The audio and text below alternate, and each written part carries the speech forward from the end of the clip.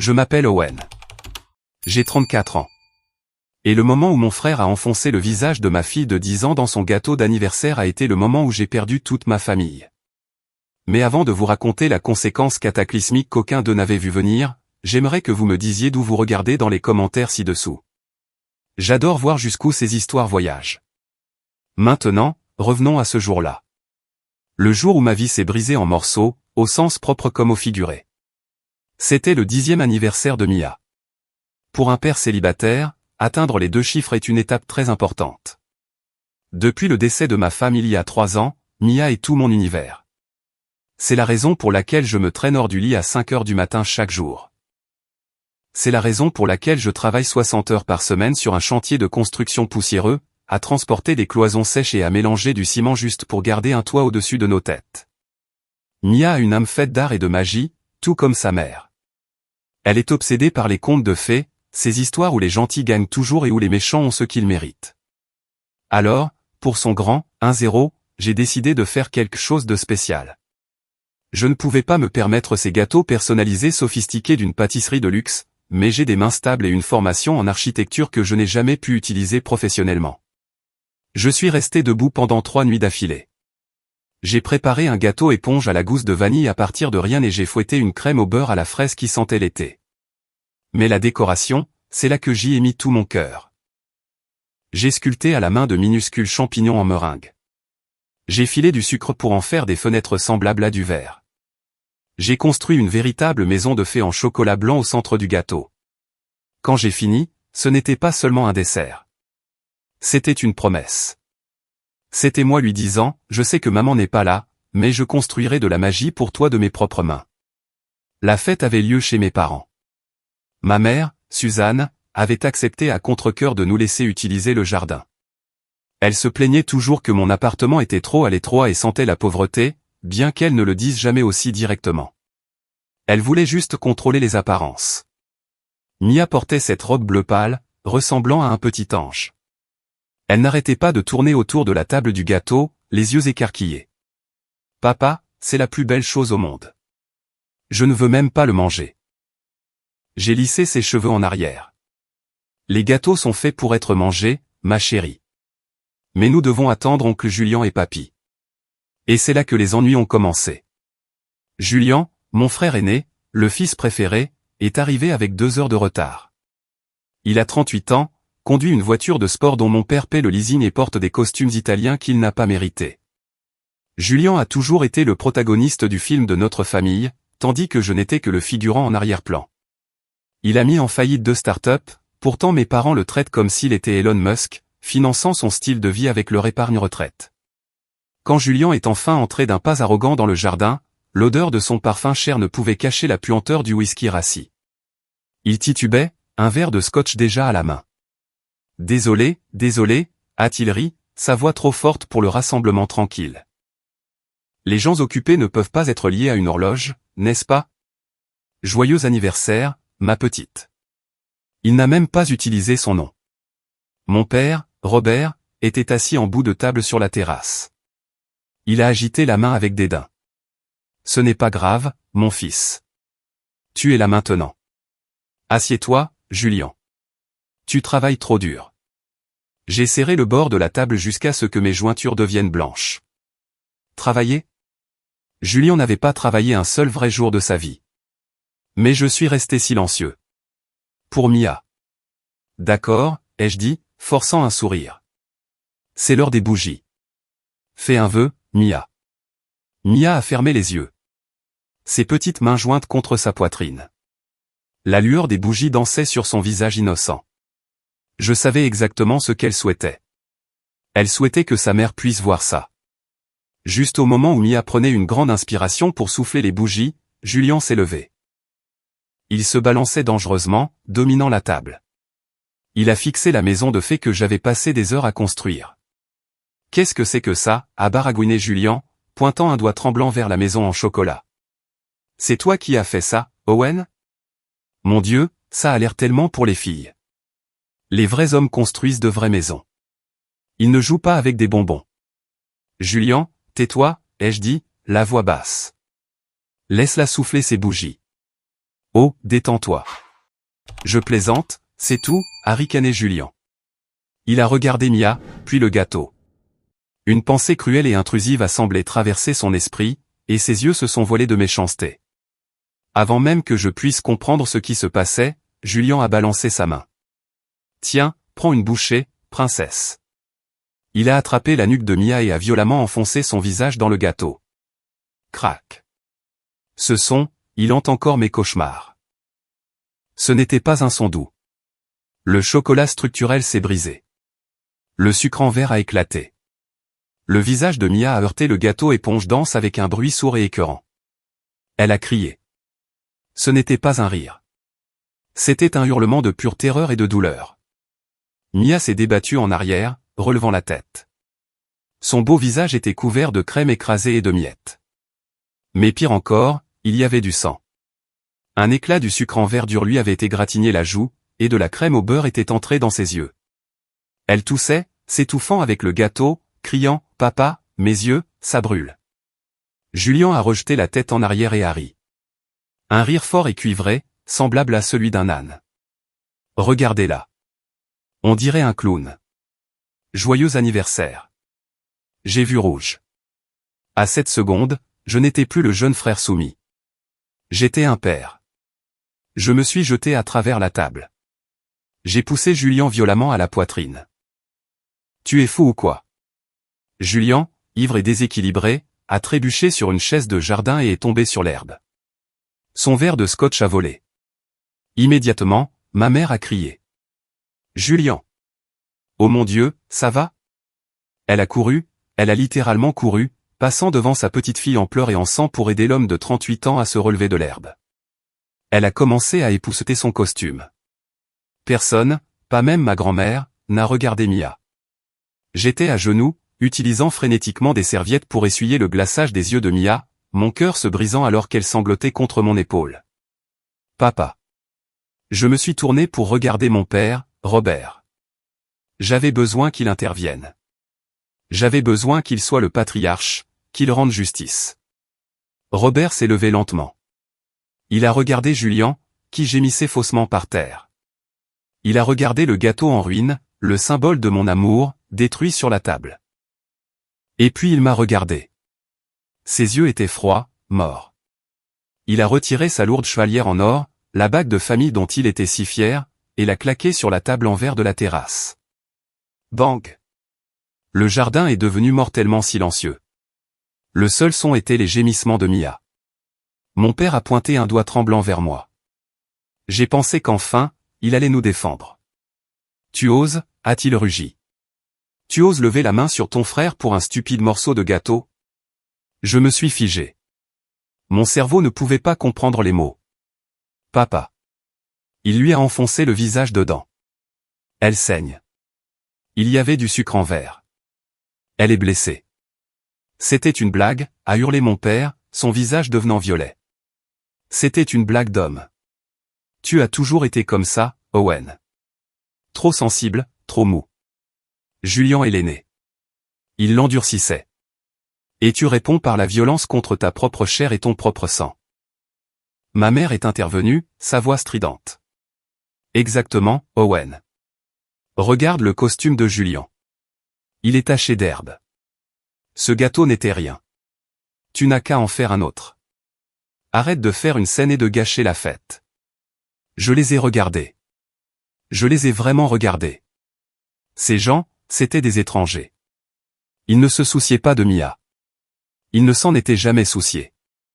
Vous appelez ça une blague? Ai-je demandé, ma voix tremblant d'une rage que j'avais réprimée pendant 3 décennies. Mia a 10 ans. Elle est terrifiée. Et vous vous inquiétez pour son pressigne. Si tu ne sais pas comment te comporter dans cette famille, a déclaré mon père, sa voix tombant à un registre terrifiant de calme. Alors sors. Je n'ai pas de fils qui soit mesquin, jaloux et irrespectueux. Sors par ce portail et ne reviens pas avant d'être prêt à te mettre à genoux et à t'excuser auprès de ton frère. J'ai baissé les yeux vers Mia. Elle s'agrippait à ma chemise si fort que ses jointures étaient blanches. Un œil était fermé et enflé à cause de l'irritation du sucre. Allons-y, papa, a-t-elle murmuré. S'il te plaît, je veux rentrer à la maison. J'ai pris Mia dans mes bras. Je n'ai pas dit un mot de plus. Je n'ai pas regardé mes parents. Je n'ai pas regardé le sourire narquois qui revenait sur le visage de Julien alors qu'il époussetait son pantalon. Je suis sorti directement par le portail dans l'après-midi gris et bruineux. J'ai perdu ma famille ce jour-là. Mais je vous le promets, ce n'était pas la fin. C'était juste l'histoire de l'origine de ma vengeance. Le trajet pour s'éloigner du quartier riche de mes parents était un flou de pluie et de larmes. Mon vieux pick-up tremblait lorsque nous heurtions les nids de poules. Les essuie-glaces menaient une bataille perdue contre la tempête. Mia était assise sur le siège passager, recroquevillée en une boule serrée. J'avais utilisé une bouteille d'eau pour nettoyer le reste de la crème collante de son visage, mais l'odeur de fraises et de vanille, une odeur qui aurait dû être joyeuse, emplissait maintenant la cabine de la puanteur de l'humiliation. « Papa !» La voix de Mia était petite, à peine audible par-dessus le moteur. « C'est de ma faute ? J'ai fait quelque chose de mal ? C'est pour ça qu'oncle Julien a fait ça ? » Cette question a été comme un coup de poing physique à l'estomac. Elle m'a coupé le souffle. « Non, Mia, ai-je dit, agrippant le volant si fort que le cuir a grincé. Non, ma chérie. Tu n'as rien fait de mal. Oncle Julien est un tyran. Et papy et mamie. Ils ont eu tort, eux aussi. Mais papy t'a dit de partir, a-t-elle reniflé. Il ne crie jamais sur oncle Julien. Même quand oncle Julien a cassé le vase à Noël dernier. Je me suis mordu la lèvre jusqu'à sentir le goût du fer. Elle l'avait remarqué. Bien sûr qu'elle l'avait remarqué. Les enfants voient tout. L'injustice n'était pas nouvelle. C'était le fondement sur lequel notre famille était construite. Je m'éloignais en voiture, mais mon esprit était ramené dans le passé. Je me souviens d'avoir eu 12 ans. Julien, qui en avait 16 à l'époque, lançait une balle de baseball dans la maison, malgré la règle stricte de maman. Il a manqué une réception et la balle a traversé la vitrine antique en verre. Quand papa est rentré, Julien n'a même pas scié. Il m'a pointé du doigt et a dit, c'est Owen qui l'a fait. Je lui ai dit d'arrêter, mais il n'a pas voulu écouter. J'ai essayé de me défendre. Je les ai suppliés de me croire, mais papa a juste enlevé sa ceinture. Il ne m'a pas fouetté pour le verre. Il m'a fouetté pour avoir menti et accusé mon frère. Julien se tenait en haut des escaliers, me regardant prendre la punition, souriant comme un requin. J'étais le bouc émissaire. Il était le fils préféré. C'était le contrat tacite. En grandissant, les enjeux sont devenus plus importants. Ce n'était plus seulement du verre brisé. C'était mon avenir.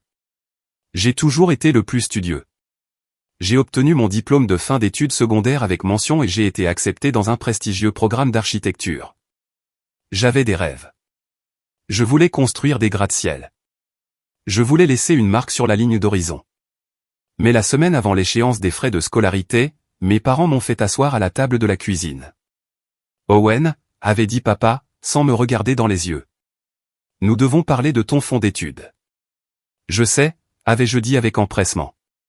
J'ai la compte prêt grâce à mon travail d'été. J'ai juste besoin du chèque pour les frais de scolarité. L'argent n'est plus là, a interrompu maman, beurrant sa tartine comme si elle discutait de la météo. Quoi? Julien avait besoin de capital pour son projet d'entreprise, a dit papa, sa voix ferme, me défiant de le contester. Il a l'esprit d'entreprise, Owen. Il va rapporter des millions à cette famille. Nous avons transféré ton fonds sur son compte. Il en a plus besoin en ce moment. Toi. Tu es doué de tes mains. Tu devrais aller dans une école professionnelle. Deviens mécanicien ou constructeur. C'est un travail honnête et c'est moins cher. Ils ont volé mon avenir pour financer la première entreprise ratée de Julien. Une salle de sport haut de gamme qui a fermé en 6 mois parce qu'il a dépensé tout le budget en soirée marketing et a oublié d'acheter du matériel. Ils m'ont coupé les ailes pour qu'ils puissent prétendre voler. Et maintenant ils essayaient de faire la même chose à ma fille. Ils lui apprenaient que sa dignité importait moins que l'ego de Julien. J'ai regardé Mia. Elle s'était endormie, épuisée par le traumatisme. Sa joue était enflée là où le sucre en verre l'avait égratignée. Plus jamais ça. J'ai garé le camion sur le bord de la route. Mes mains tremblaient, mais mon esprit était d'une clarté cristalline. J'ai sorti mon téléphone. 15 appels manqués de maman. 3 textos de Julien. J'ai ouvert la conversation de Julien. Tu es un tel lâche. Papa est furieux. Tu ferais mieux de faire demi-tour et de t'excuser auprès de lui et de moi tout de suite ou tu peux dire adieu à ton héritage. Ne sois pas idiot, Owen. L'héritage. L'argent. C'était la laisse qu'ils utilisaient toujours pour me ramener. Ils pensaient que la promesse d'un futur paiement me ferait ravaler ma fierté pour toujours. J'ai tapé une seule réponse. Mes pouces martelaient l'écran. Garde ton argent. J'ai quelque chose de plus précieux sur le siège passager. C'est fini entre nous. J'ai appuyé sur envoyer. Puis je suis allé dans mes contacts. J'ai bloqué maman. J'ai bloqué papa. J'ai bloqué Julien. J'ai bloqué toutes les tantes et tous les cousins qui sont restés là à regarder ma fille saigner sans rien dire. J'ai jeté le téléphone sur le tableau de bord. Nous n'avions nulle part où aller à part notre petit appartement humide. Je ne savais pas comment j'allais expliquer ça à Mia quand elle se réveillerait. Je ne savais pas si mon salaire de construction serait suffisant pour lui payer un appareil dentaire ou l'université un jour. Mais en me réinsérant sur l'autoroute, j'ai ressenti quelque chose que je n'avais pas ressenti en 34 ans. De la légèreté. Le poids de leurs attentes, de leur cruauté, de leur manipulation psychologique, tout avait disparu. J'étais pauvre. J'étais seul. Mais j'étais libre. Et j'allais construire une vie si solide qu'ils ne pourraient plus jamais la détruire. Les mois qui ont suivi ont été, franchement, un enfer sur terre. Mia et moi vivions dans un appartement en sous-sol en périphérie de la ville. Ça sentait le moisi et le chauffage cliquetait comme un moteur mourant. Mais c'était à nous. Pour compenser le loyer et commencer à reconstituer un compte d'épargne pour l'avenir de Mia, j'ai travaillé comme une machine. Mes journées commençaient à 5 heures du matin sur le chantier. Je transportais du béton, posais des cloisons sèches et respirais de la poussière jusqu'à ce que mes poumons me brûlent. Mon corps me faisait constamment mal, mais je ne pouvais pas m'arrêter. À 17 heures, je pointais, je me dépêchais d'aller chercher Mia à son programme périscolaire, je lui préparais le dîner, je l'aidais avec ses devoirs et je la mettais au lit. Puis à 20 heures, une voisine venait s'occuper d'elle pendant que j'allais à mon deuxième travail. Je faisais la plonge chez Elena's Pâtisserie, la pâtisserie la plus chic de la ville. J'étais l'homme invisible là-bas. Je me tenais à l'évier du fond, frottant du caramel brûlé sur des plaques et grattant de la pâte dans des bols à mélanger jusqu'à ce que mes mains soient à vif et couvertes d'ampoules. Mais mes yeux observaient toujours. Je regardais les chefs pâtissiers mélanger la pâte. Je les regardais tempérer le chocolat et surtout, je les regardais échouer au niveau de la structure. Le chef pâtissier principal, un type nommé Marco, était un génie des saveurs mais un désastre architectural. Il essayait de construire des pièces montées imposantes, mais il ne comprenait pas la physique. Il ne comprenait pas les murs porteurs ou le centre de gravité. Je le voyais empiler des étages clairement instables, utilisant des goujons trop fins. La gravité ne fonctionne pas comme ça, me disais-je en frottant une casserole. Mais qui allait écouter le plongeur? Jusqu'à un samedi fatidique. C'était la plus grosse commande de l'année. La fille du maire se mariait et elle avait commandé une réplique de 1,50 m de haut de la tour Eiffel, entièrement faite de chocolat et de gâteaux. C'était un contrat à 5 chiffres. Le désastre a frappé à 9 h du matin. Marco a glissé sur un sol mouillé et s'est cassé le poignet. Il a été transporté d'urgence à l'hôpital. Le chaos a éclaté dans la cuisine.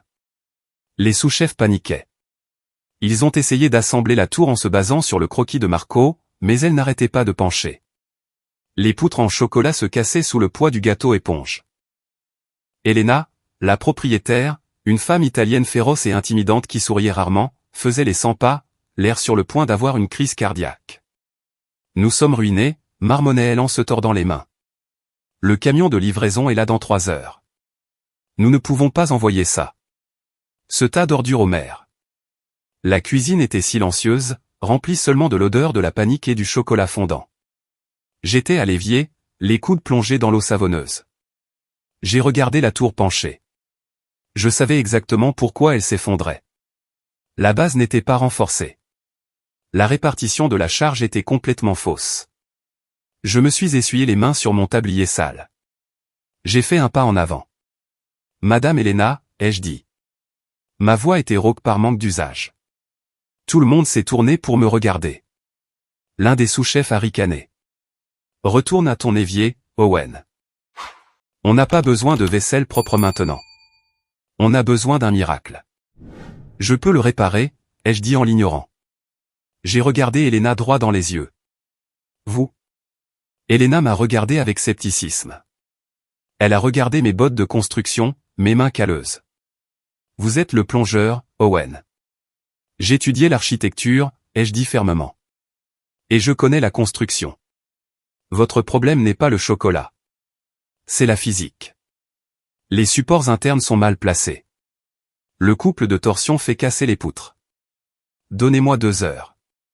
Je peux repenser la structure en utilisant des supports en sucre dur et redistribuer le poids.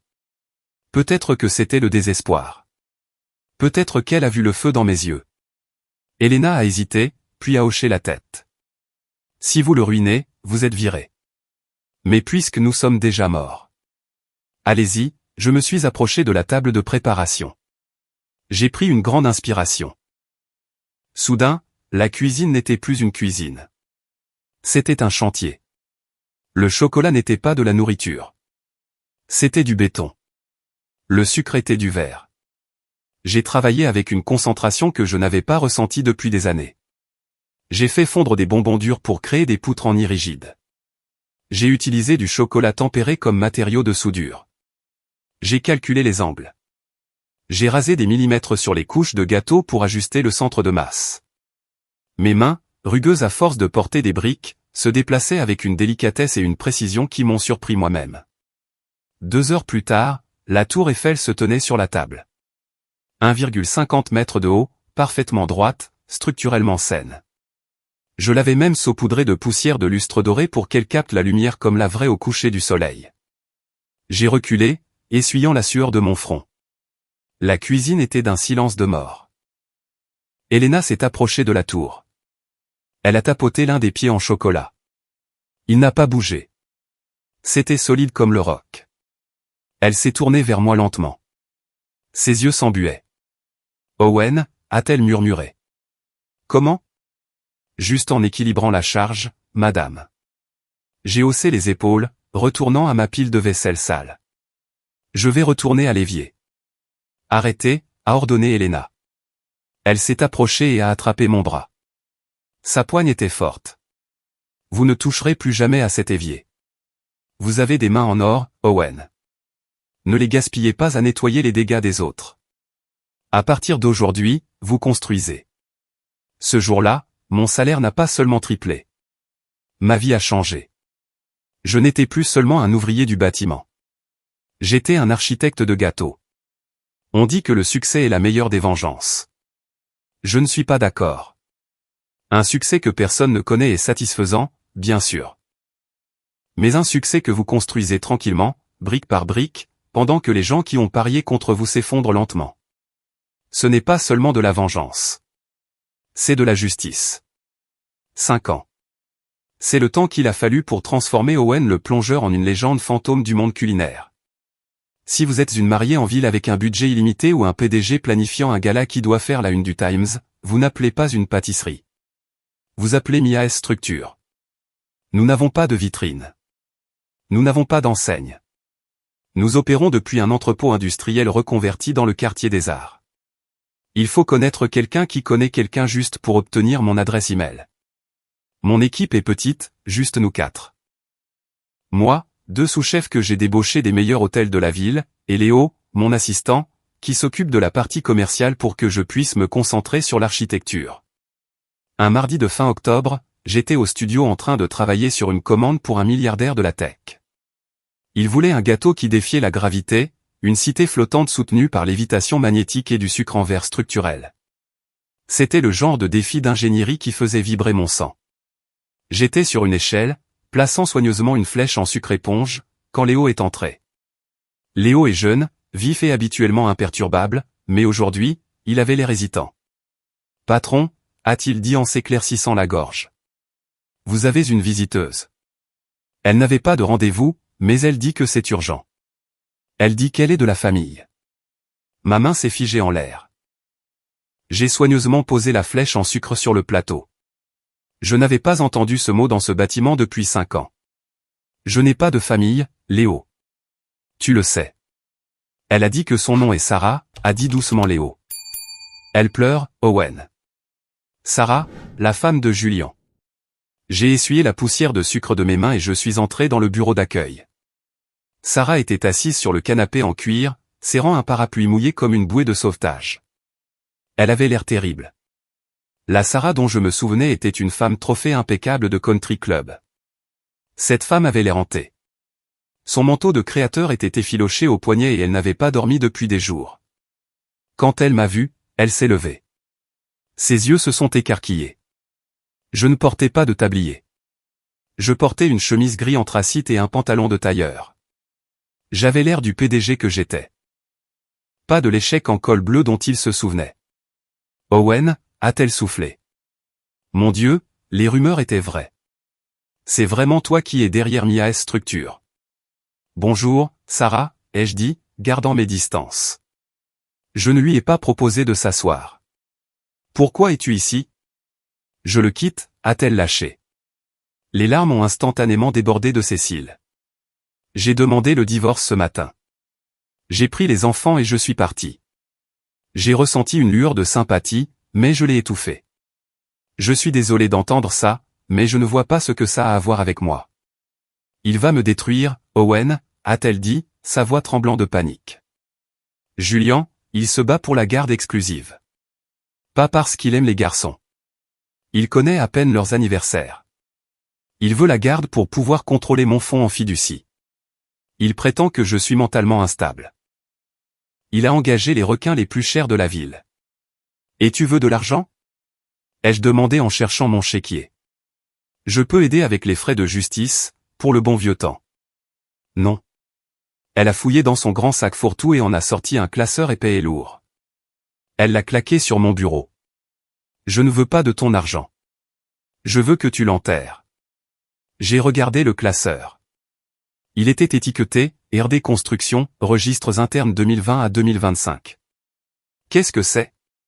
La preuve irréfutable, a murmuré Sarah.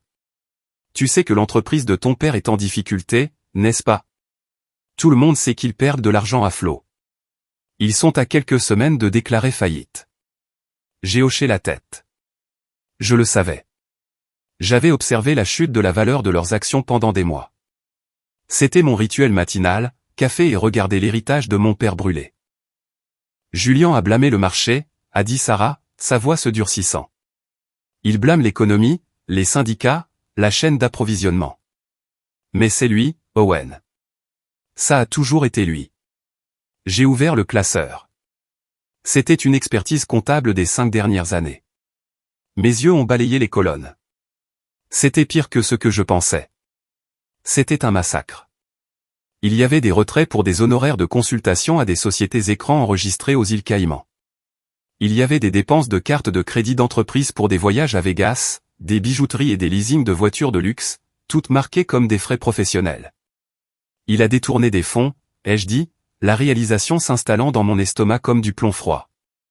Il a volé papa. Est-ce que papa le sait? Robert pense que Julian est un génie qui traverse juste une mauvaise passe, a ricané amèrement Sarah. Ton père a cédé la procuration à Julian il y a 2 ans quand il a eu ce léger AVC. Il ne vérifie plus les comptes.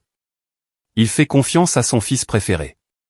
Elle a pointé un chiffre en bas de la page.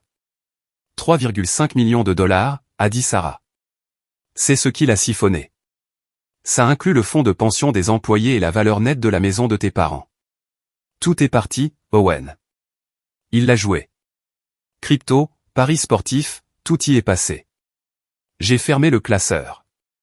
Mon cœur battait la chamade, non pas de peur, mais d'une étrange adrénaline froide. Pourquoi m'apporter ça, ai-je demandé. Pourquoi pas à la police? Parce que si je vais à la police, les actifs sont gelés. Les avocats prennent des années. J'ai besoin qu'ils soient arrêtés maintenant, a dit Sarah.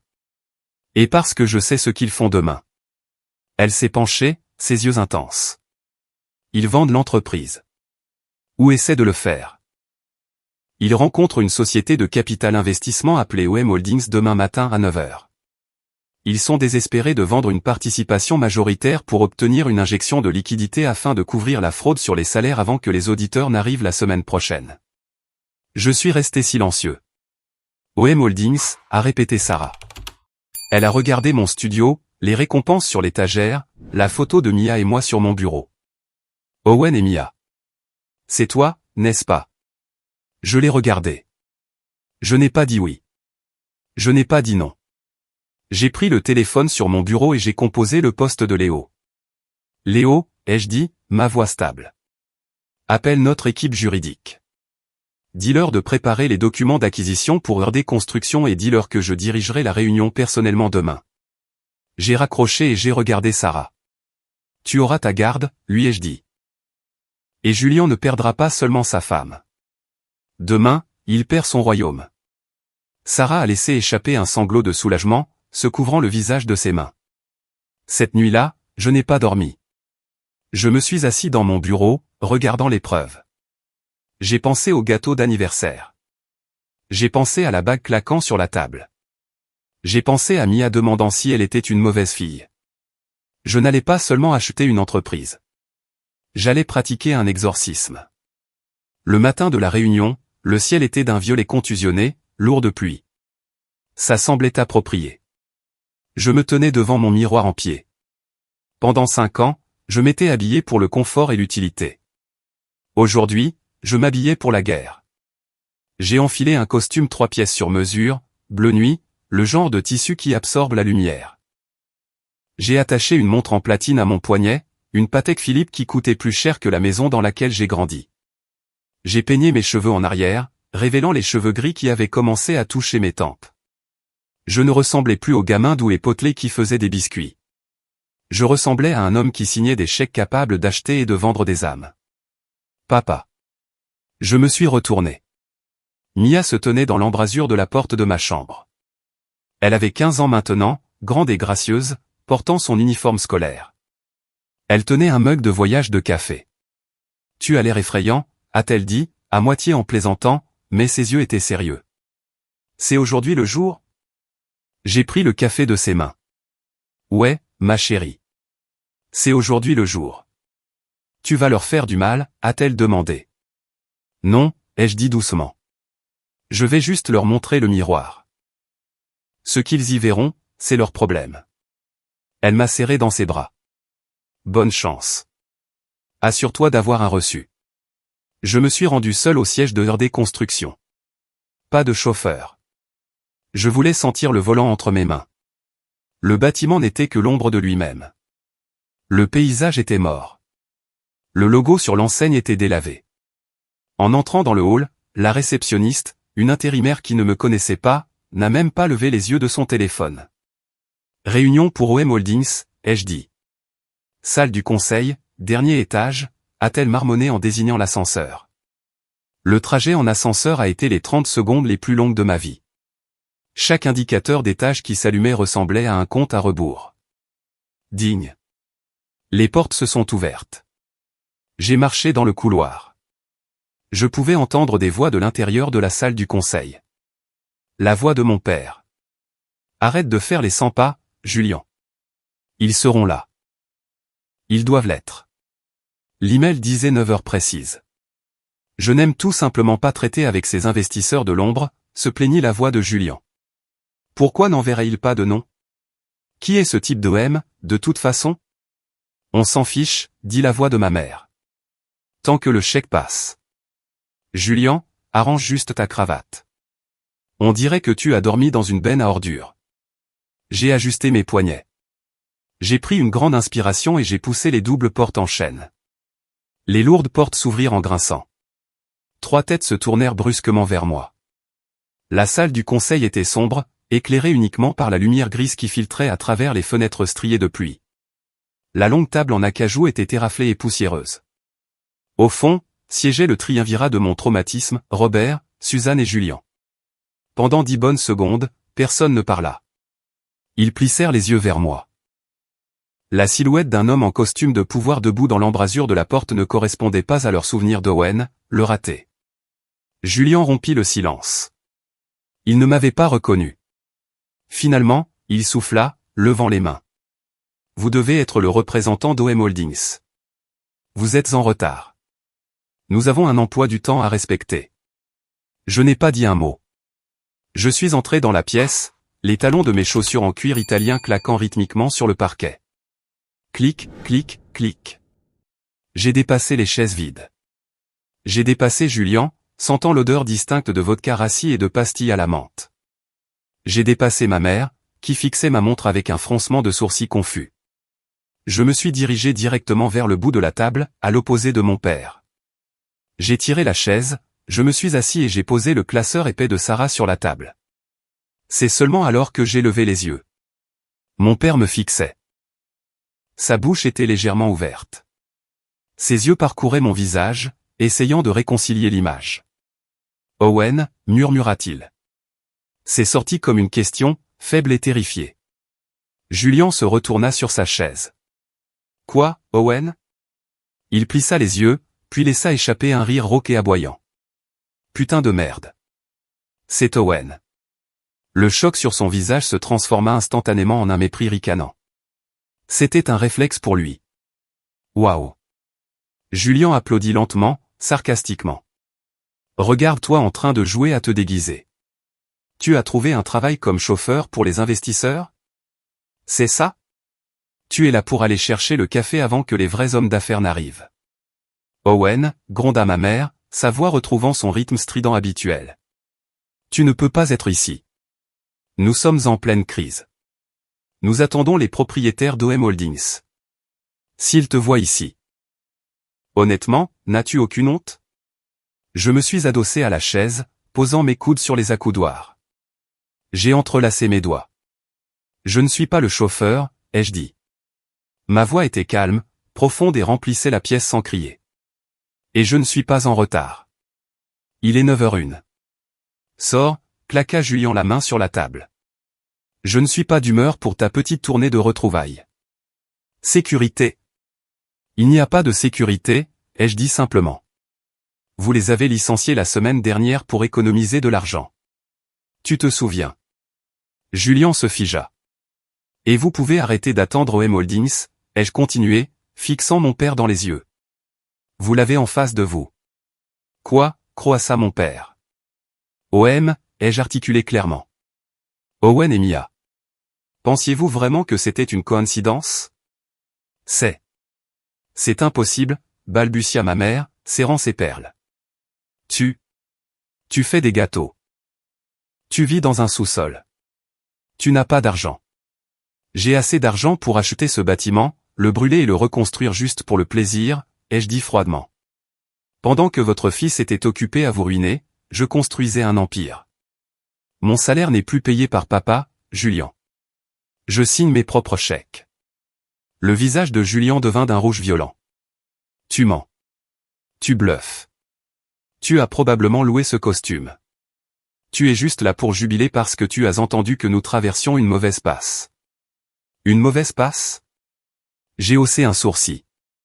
C'est comme ça que vous appelez ça? J'ai attrapé le classeur. Je suis ici pour faire une offre, ai-je dit. J'achèterai 100% des actifs de RD Construction. J'injecterai le capital nécessaire pour sauver l'entreprise de l'insolvabilité. Je garantirai que les 200 employés, des gens qui travaillent vraiment pour gagner leur vie, ne perdront pas leur emploi et leur pension. Tu ferais ça? Les yeux de mon père s'emplirent de larmes. L'espoir. Il voyait une bouée de sauvetage. Owen, mon fils, je le savais. Je savais que tu te souciais de l'héritage familial. Mais je l'ai interrompu, ma voix s'aiguisant comme une lame de couteau. Il y a des conditions. N'importe quoi, dit papa, désespéré. N'importe quoi. Condition numéro 1, ai-je dit.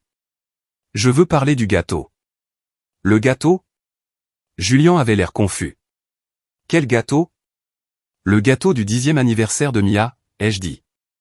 Celui que tu as détruit. Celui dont tu as ri. Oh, pour l'amour de Dieu. Julien leva les yeux au ciel. Tu es sérieusement encore en train de ressasser ça? C'était il y a 5 ans. C'était une blague. Passe à autre chose, petite mauviette. Je me suis levé. J'ai pris le lourd classeur de preuves. Je me suis dirigé vers l'endroit où mon père était assis. Je l'ai dominé. Tu as claqué ta bague sur la table, ai-je dit doucement à mon père. Tu te souviens? Tu as claqué ta bague et tu m'as dit que j'étais mesquin. Tu m'as dit de sortir. Owen, s'il te plaît, gémit papa, reculant. J'ai levé le classeur au-dessus de ma tête. Ceci est ma bague, ai-je murmuré. Wham! J'ai claqué le classeur sur la table avec chaque once de force que j'avais. Le son était comme un coup de feu. Le bois de la table s'est réellement fissuré. Ma mère a crié. Julien a sursauté. Lisez-le, ai-je rugi. Mon père, tremblant comme une feuille, a ouvert le classeur. Qu'est-ce que c'est, Alta-t-il? Ça, ai-je dit, pointant un doigt vers Julien, c'est la preuve que votre fils préféré est un voleur. Regarde la page 10, papa. Regarde les retraits. Les yeux de mon père ont balayé la page. 300 000 $ à une société écran. 50 000 $ pour un bateau. Il a tout volé, ai-je dit sans pitié. Les fonds d'études de ses propres enfants. Parti. Votre retraite. Parti. Les paiements hypothécaires. Détournés. Il n'a pas seulement échoué, papa. Il vous a volé à l'aveuglette. Mon père leva les yeux vers Julien. La trahison dans ses yeux était absolue. Julien, dis-moi que ce n'est pas vrai. Julien reculait, son visage pâle comme la mort. Papa, écoute. C'est compliqué. Le marché était difficile. J'ai juste emprunté. J'allais le rembourser. Tu as volé ma vie, a crié papa, se levant et attrapant Julien par les revers. Je t'ai fait confiance. Je t'ai tout donné. Asseyez-vous, ai-je commandé. Ils se sont tous les deux figés. L'autorité dans ma voix était indéniable. Ils se sont assis. Voici l'offre, ai-je dit en lissant ma veste. J'achète l'entreprise, mais le conseil d'administration est dissous immédiatement. Toi, papa, toi, maman, et toi, Julien, vous êtes tous licenciés aujourd'hui, maintenant. Le silence qui a suivi mon ultimatum était lourd, suffocant. C'était le son de 3 mondes qui s'effondraient en même temps. Julien a été le premier à craquer. L'arrogance, le ricanement, le personnage du fils préféré. Tout s'est évaporé. Ce qui restait était un homme terrifié et pathétique. Il ne s'est pas seulement levé. Il est tombé à genoux. Il a littéralement rampé autour de la table vers moi, son pantalon chair glissant sur le sol sale. Owen, s'il te plaît, a-t-il balbutié, cherchant ma main. Je l'ai retiré avec dégoût. Tu ne peux pas faire ça. Sarah. Elle a demandé le divorce. Elle est au courant pour l'argent. Si je perds ce travail, si je perds la protection de l'entreprise, elle m'enverra en prison. Owen, j'irai en prison. Pense à mes enfants. J'ai baissé les yeux sur lui. J'ai essayé de trouver une once de pitié dans mon cœur. Je l'ai vraiment fait, mais tout ce que je pouvais voir, c'était le visage de Mia couvert de glaçage, ses yeux fermés et enflés. Tes enfants? Ai-je demandé, ma voix d'un calme mortel. Tu veux dire les enfants dont tu as sniffé les fonds d'études et que tu as joué à Vegas? Je pense à eux, Julien. C'est pourquoi je reprends l'entreprise, pour m'assurer qu'il reste quelque chose pour payer leur thérapie. Nous sommes frères, a-t-il gémi, s'agrippant à ma jambe de pantalon. Les liens du sang sont plus forts que tout. Arrête, ai-je dit. N'utilise pas ce mot. Tu as cessé d'être mon frère le jour où tu as décidé que la douleur de ma fille était ton divertissement. Ma mère s'est mise à pleurer. Ces pleurs victimaires et instrumentalisés qu'elle avait perfectionnés pendant 40 ans. Owen, a-t-elle sangloté. Comment peux-tu être si froid? Nous sommes tes parents. Nous t'avons donné la vie. Nous t'avons mis un toit sur la tête. Tu ne peux pas simplement nous licencier. Tu ne peux pas nous chasser de notre propre entreprise. Que diront les voisins? Que ferons-nous? Je me suis tourné vers elle. Vous survivrez, maman, tout comme je l'ai fait. Vous avez une maison? Eh bien, en fait, la banque en possède la plus grande partie maintenant, grâce à Julien. Mais si vous la vendez rapidement, vous pourriez repartir avec assez pour louer un petit appartement. Peut-être que vous pouvez trouver un travail. Walmart embauche des agents d'accueil. Un travail, a-t-elle haleté, se tenant la poitrine comme si je lui avais tiré dessus. J'ai 62 ans. Et j'en avais 29 quand vous m'avez jeté à la rue avec une enfant de 10 ans, lui ai-je rappelé. J'ai eu 3 emplois. Vous pouvez en gérer un. Mon père n'avait pas parlé depuis la lecture du registre. Il était affalé sur sa chaise, fixant la table. Il ressemblait à un homme qui venait de réaliser que toute sa vie était un mensonge. Il a lentement levé les yeux vers moi. Ses yeux étaient rouges.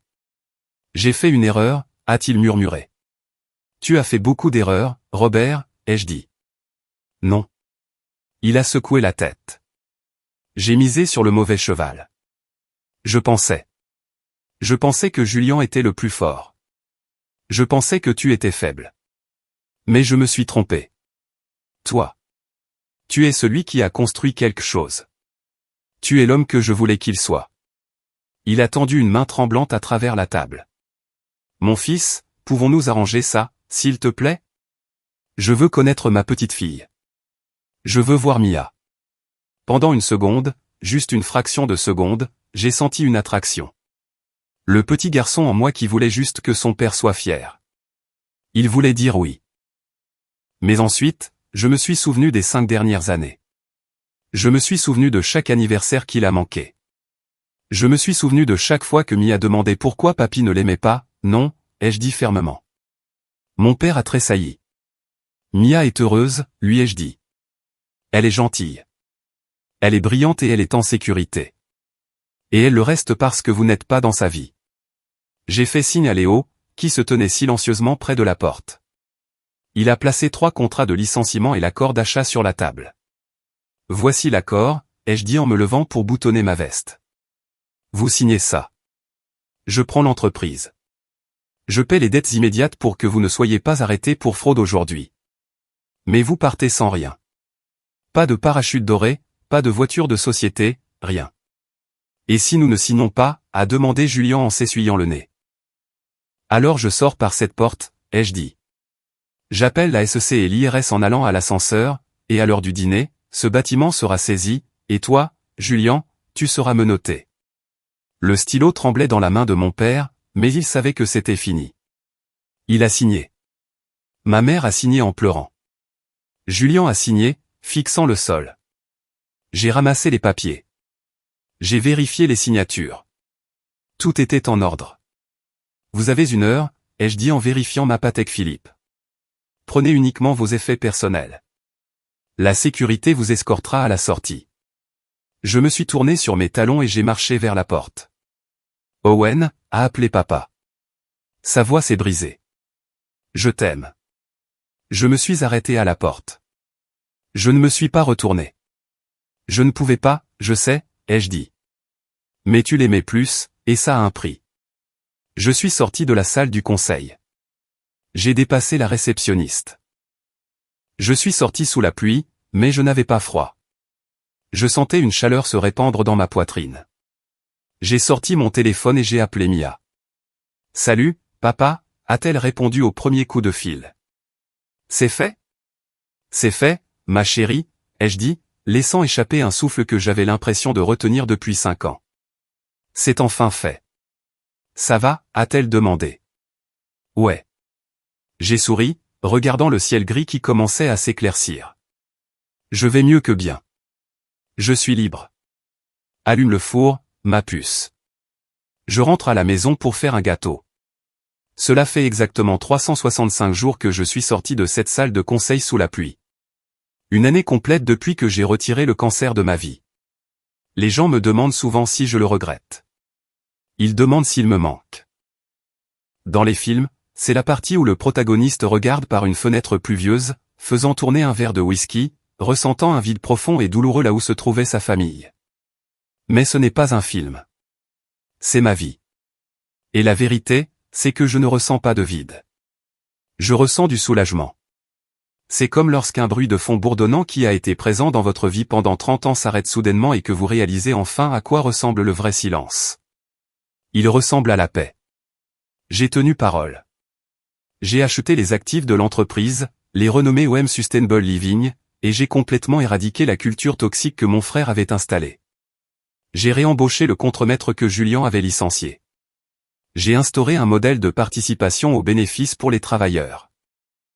Il s'avère que lorsque vous traitez les gens avec dignité plutôt que de les traiter comme des serviteurs, les affaires prospèrent.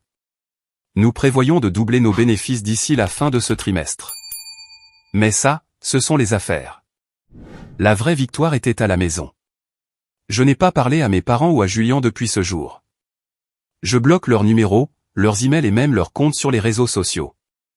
Cependant, Sarah, l'ex-femme de Julien, me donne occasionnellement des nouvelles lorsque nous nous rencontrons pour un café. Les retombées pour eux ont été rapides et brutales. Sans la carte de crédit de l'entreprise et le siphonnage des fonds détournés, le style de vie de Julien s'est effondré en quelques semaines. Sarah m'a dit qu'il a essayé de garder les apparences pendant un certain temps, payant des tournées avec des cartes de crédit à leur maximum, mais la réalité a fini par frapper à sa porte. Il vit actuellement dans un studio au-dessus d'un garage dans un quartier malfamé. Il travaille comme vendeur dans un concessionnaire de voitures d'occasion. Apparemment, il dit à quiconque veut bien l'écouter qu'il a été victime d'une OPA hostile de la part d'un frère jaloux. Il porte toujours ses vieux costumes italiens, même s'il s'effiloche aux coutures. C'est un roi sans royaume, régnant sur un parking de berline rouillé. Quant à mes parents, ils ont vendu la grande maison. Ils ont dû le faire après avoir remboursé les dettes que Julien leur avait laissées. Il ne restait pas grand-chose. Ils ont déménagé dans un appartement de 2 chambres dans une communauté de retraités à environ 1 heure de route. C'est un endroit assez agréable, mais c'est petit. Il n'y a pas de grand jardin pour les fêtes. Il n'y a pas de statue à faire valoir auprès des voisins. Juste 2 personnes âgées assises dans une petite pièce se demandant où tout a mal tourné. Je me demande parfois s'ils en veulent à Julien. Sarah dit qu'ils le font, à voix basse, mais les vieilles habitudes ont la vie dure. Ma mère lui apporterait encore des plats cuisinés et ferait sa lessive le week-end, le soutenant même alors qu'il les entraîne vers le bas. Certains cycles sont incassables, à moins que vous ne soyez celui qui sort de la roue. J'ai choisi de sortir.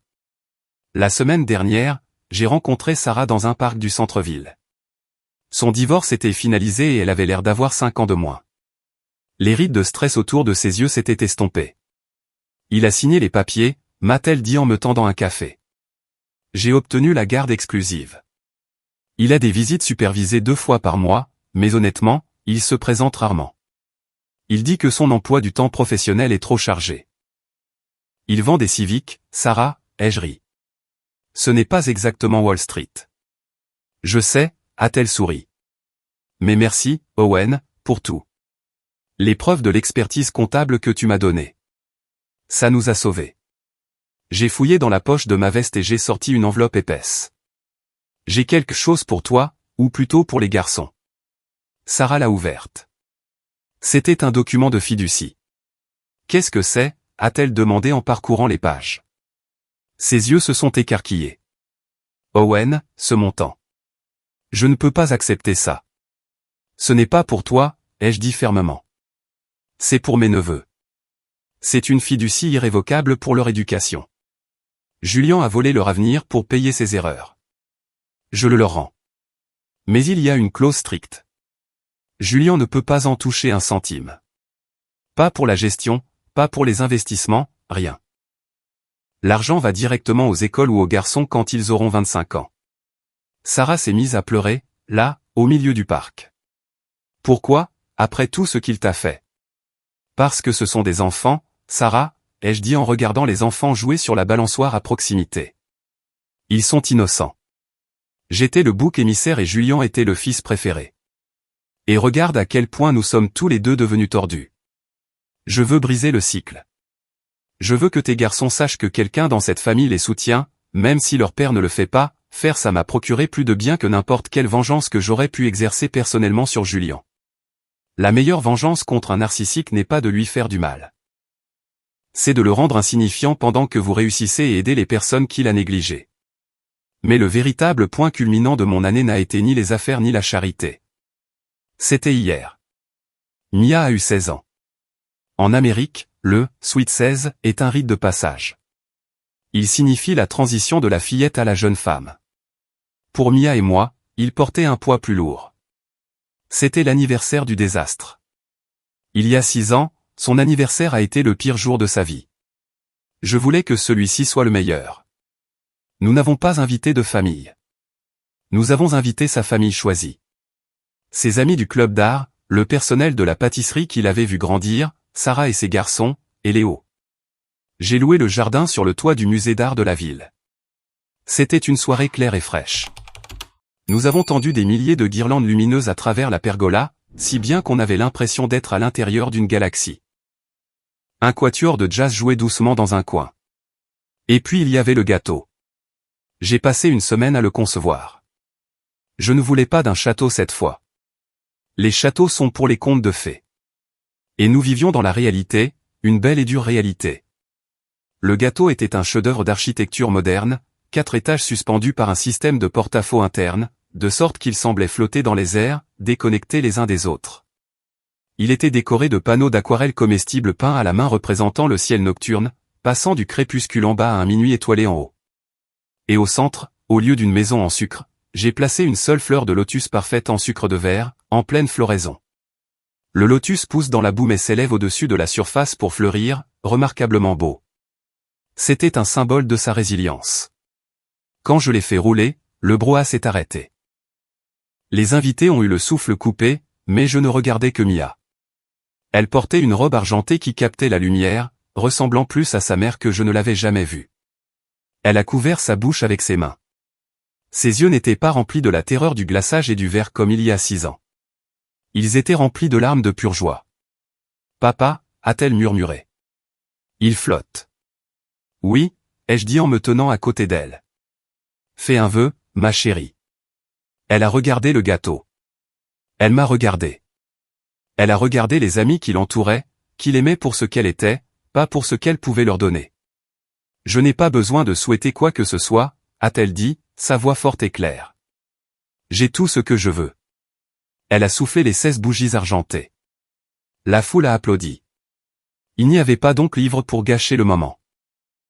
Il n'y avait pas de grand-mère critique essuyant de la poussière invisible sur un costume. Il y avait juste de l'amour, un amour sûr et inconditionnel. Plus tard dans la nuit, alors que la fête se terminait, Mia et moi nous sommes assis sur le bord du toit, balançant nos pieds et regardant les lumières de la ville. Nous mangions des parts du gâteau flottant dans des assiettes en carton. « Et, papa » a-t-elle dit, léchant le glaçage bleu de sa fourchette. « Ouais, ma puce. Tu penses à eux. » Elle n'a pas eu besoin de préciser qui. J'ai pris un moment pour répondre. Parfois. Je pense à quel point c'est triste. Ils avaient tout. Ils avaient une famille qui les aimait. Ils avaient de l'argent. Ils avaient la santé. Et ils ont tout jeté parce qu'ils ne pouvaient pas arrêter de rivaliser les uns avec les autres. Mia a posé sa tête sur mon épaule. Je suis contente que tu nous aies sortis de là. Je me souviens d'avoir eu peur tout le temps quand on allait chez mamie. J'avais l'impression de devoir être parfaite ou il ne m'aimerait pas, tu n'as jamais à être parfaite pour moi. J'ai embrassé le sommet de sa tête. Tu dois juste être toi. Tu sais, a-t-elle dit pensivement. Oncle Julien disait que tu étais faible parce que tu aimais faire de la pâtisserie. Il disait que c'était un travail de femme. J'ai ri. Il a dit ça, en effet. Eh bien, Mia a fait un geste vers la ligne d'horizon, vers la ville où mon entreprise construisait actuellement 3 projets de logement durable, et vers le toit sur lequel nous étions assis. Il vend des voitures d'occasion et toi, tu as construit un gâteau flottant et acheté son entreprise. Alors, je suppose qu'il s'est trompé sur ce qui rend un homme fort. La force ne réside pas dans le volume de tes cris ou la dureté de tes coups, lui ai-je dit, sentant une boule dans ma gorge. La force, c'est ce que tu peux construire à partir des décombres. La force, c'est de protéger les gens que tu aimes. Mon téléphone a vibré dans ma poche. Je l'ai sorti. C'était un numéro bloqué, mais la transcription du message vocal est apparue à l'écran. C'était de ma mère. Owen, c'est maman. C'est l'anniversaire de Mia, n'est-ce pas? Je voulais juste dire que vous nous manquez. Ton père ne va pas bien. Sa tension est élevée. Julien demande encore de l'argent. Nous sommes juste si fatigués, Owen. S'il te plaît, rappelle-nous. Nous sommes une famille. J'ai lu le texto. J'ai regardé Mia, heureuse et en sécurité sur mon épaule. J'ai regardé la paix que nous avions construite. C'est qui? A demandé Mia. J'ai regardé l'écran une dernière fois. Personne, ai-je dit. J'ai supprimé le message vocal. Je n'ai pas ressenti de colère. Je n'ai pas ressenti de culpabilité. J'ai juste ressenti une confirmation silencieuse que j'avais fait le bon choix. Prête à rentrer à la maison, ai-je demandé. Ouais, a souri Mia. Rentrons à la maison. Nous sommes rentrés à la maison les fenêtres baissées, l'air frais de la nuit remplissant la voiture. En naviguant dans les rues de la ville que j'aidais maintenant à façonner, j'ai commencé à penser au concept de « l'enfant chéri ». Pendant des années, j'ai envié Julien. Je voulais être lui. Je voulais les louanges, le chemin facile, l'approbation inconditionnelle de mes parents. Je pensais qu'il était le chanceux. Mais en y repensant maintenant, j'ai réalisé qu'être le fils préféré était une malédiction déguisée en bénédiction. Parce qu'il n'a jamais été tenu pour responsable. Il n'a jamais appris à grandir. Parce qu'il a toujours été secouru. Il n'a jamais appris à nager. Mes parents n'ont pas élevé un leader. Ils ont élevé un. Ils ont retardé sa croissance émotionnelle avec leur complaisance, aussi efficacement que s'ils lui avaient cassé les jambes.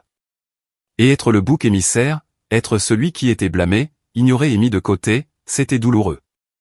Cela a laissé des cicatrices que je porterai pour le reste de ma vie. Mais ces cicatrices sont aussi mon armure. La négligence m'a forcé à être indépendant. La critique m'a forcé à être un perfectionniste. Le manque de soutien m'a forcé à construire mes propres fondations. Je suis l'homme que je suis aujourd'hui à cause de ce qu'ils m'ont fait. Pas en dépit de cela. Ils ont essayé de m'enterrer, mais ils ne savaient pas que j'étais une graine. Je sais qu'il y a des milliers d'entre vous qui regardez cette vidéo en ce moment et qui vous sentez comme moi. Peut-être que vous êtes le mouton noir de votre famille. Peut-être que vous avez un frère ou une sœur qui ne peut rien faire de mal tandis que vous êtes critiqué pour avoir respiré trop fort. Peut-être que vous vous accrochez à une relation toxique parce qu'on vous a dit que les liens du sang sont plus forts que tout. Laissez-moi vous dire quelque chose que j'ai mis 34 ans à apprendre. La citation complète est en fait, le sang de l'alliance est plus épais que l'eau de l'utérus. Cela signifie que les liens que vous choisissez de créer avec des amis, avec des partenaires, avec les gens qui sont réellement là pour vous, sont plus forts que les liens de la biologie. L'ADN n'est qu'un billet de loterie. Il ne donne à personne le droit de vous maltraiter. Il ne donne à personne un laissez-passer à vie pour manquer de respect à vos limites ou blesser vos enfants. Je pensais que les couper de ma vie me tueraient. Je pensais que je mourrais de solitude, mais le contraire s'est produit. J'ai pris vie. Je regarde ma vie maintenant. J'ai Mia, qui devient une jeune femme compatissante et brillante. J'ai une entreprise que j'ai construite de mes propres mains, basée sur l'intégrité et le travail acharné. J'ai des amis qui laisseraient tout tomber pour m'aider si je les appelais à 3 heures du matin. Je n'ai pas de photos de famille parfaite à mettre sur la cheminée, mais j'ai la paix quand je pose ma tête sur l'oreiller la nuit.